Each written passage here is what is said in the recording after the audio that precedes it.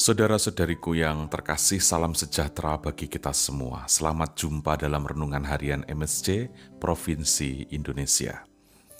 Renungan kita kali ini adalah tentang ungkapan Yesus ketika orang-orang mempertanyakan kredibilitasnya, kredibilitas dari kehadiran dan tentang isi dari pewartaan Yesus di tengah khalayak ramai. Mereka meminta tanda dari Yesus dan Yesus menyatakan perihal tanda Nabi Yunus. Nah, saudaraku semua, kecurigaan, fitnah, dan keraguan memang tidak bisa lepas dari hidup seseorang yang sedang memperjuangkan sebuah nilai, kebenaran, dan kebaikan.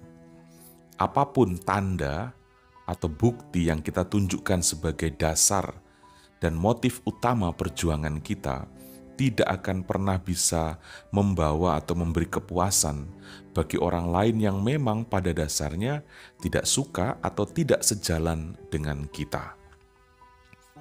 Karena itulah, daripada bersibuk diri untuk membenarkan diri, satu-satunya tanda yang akan menunjukkan apakah perjuangan kita itu sungguh benar atau tidak, hanyalah dengan pengorbanan diri, persembahan diri, dan kematian. Tetapi tidak berhenti di situ. Perjuangan yang sungguh atas nama kebenaran dan kebaikan akan menjadi sebuah perjuangan abadi yang berkelanjutan. Sebab perjuangan yang demikian itu pasti dikawal langsung oleh Allah. Dan itu sangat nyata dalam peristiwa kematian dan kebangkitan Yesus. Dari sinilah kita akhirnya tahu bahwa ujian terhadap kebenaran yang Yesus wartakan tampak dalam wafat dan kebangkitannya. Bahwa misi Yesus sungguh adalah dari Bapa. Ini menjadi nyata karena sekalipun diakhiri dengan kematian, dia tetap berlanjut. Sebagaimana Yunus sekalipun dibuang ke laut, dimakan ikan, tetapi misi tetap berjalan untuk orang Niniwe. Memang ada banyak orang yang pernah wafat karena memperjuangkan sesuatu, tetapi hanya Yesus satu-satunya pribadi yang perjuangannya diakhiri dengan kematian. Tetapi akhirnya terus berlanjut dalam kebangkitannya. Nah, saudaraku, hal ini menyatakan pada kita dua hal. Yang pertama, ujian terhadap kebenaran dari sebuah perjuangan seseorang itu dilihat dari apakah dia mau mengorbankan diri demi perjuangan itu, ataukah dia memperjuangkannya tetapi dengan mengorbankan orang lain. Yang kedua, kita akhirnya menjadi tahu dan tidak perlu ragu lagi tentang siapa Yesus itu sebenarnya, tentang misi yang dia sedang nyatakan dan hadirkan. Apakah itu sekedar misi manusiawi atau sungguh-sungguh misi ilahi dari Sang Bapa? Kematian Yesus dan kebangkitannya membenarkan bahwa yang Yesus sedang hadirkan dan wartakan itu berasal dari Allah dan tidak ada yang bisa menghentikan.